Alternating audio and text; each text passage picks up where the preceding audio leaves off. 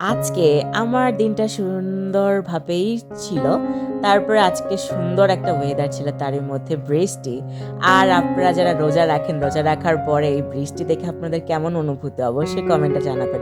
আর আমি খুশি আমার সকল মুসলিম ভাই-বোনদের যে রমাদানের সময় যাচ্ছে আর তারই মধ্যে বৃষ্টি আপনাদের কি বলে একটু কষ্ট একটু কম হবে। কারণ ওয়েদারটা ভালো থাকলে আপনাদের জন্য ভালো।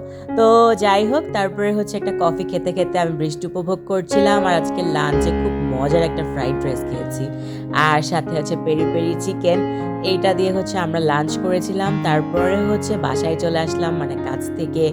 আর তারপরে আজকে রাতের বেলা আমার মা খুব মজার একটা ভর্তা বানাইছিল। এই ভর্তাটা দিয়ে গরম ভাত খাইতে যে কি পরিমাণে মজা লাগতেছিল, ভর্তার উপরে জীবনে কিচ্ছু হয় না।